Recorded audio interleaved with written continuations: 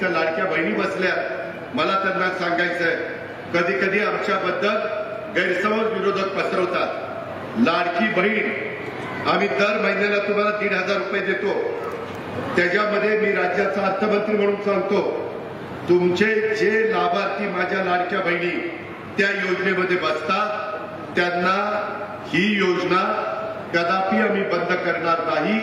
ती आमच्या लाडक्या बहिणींच्या करताय, तुम्हाला त्याच्यातनं मदत होते।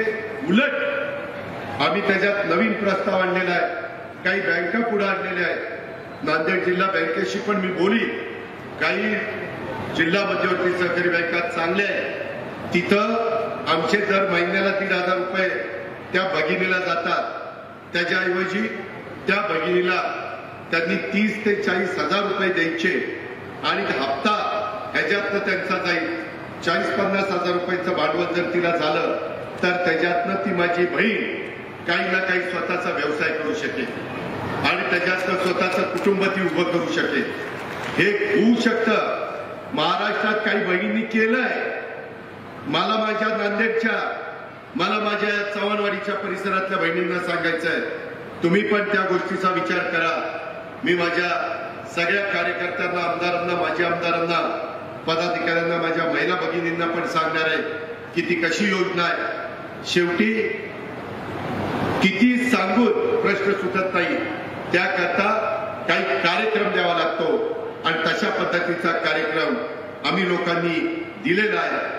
त्याचं स्वागत करून आपण त्याचा फायदा घेतला पाहिजे, अशा प्रकारची माझी आपल्याला सगळ्यांना विनंती आहे।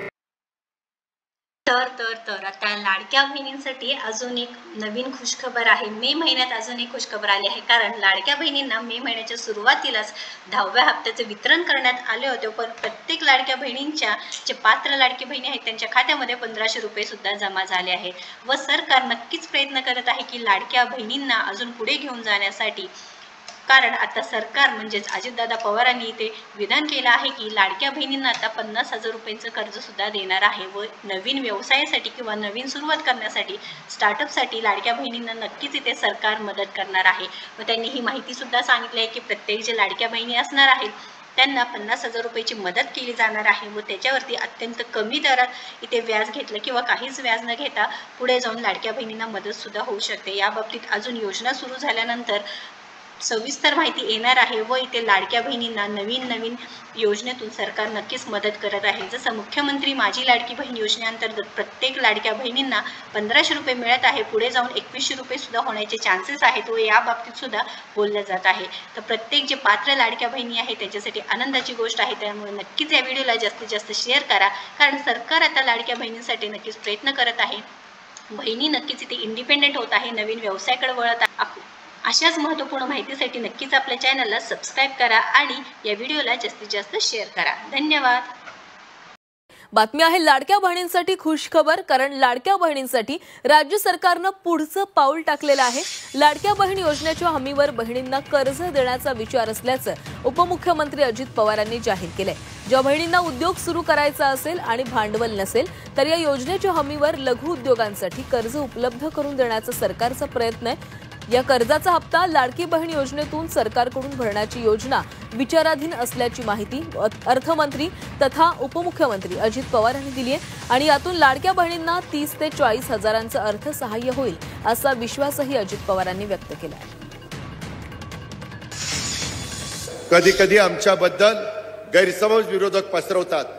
लाडकी बहीण आम्ही दर महिन्याला तुम्हाला 1,500 रुपये देतो, त्याच्यामध्ये मी राज्याचा अर्थमंत्री म्हणून सांगतो, तुमचे जे लाभार्थी माझ्या लाडक्या बहिणी त्या योजनेमध्ये बसतात त्यांना ही योजना कदापि आम्ही बंद करणार नाही।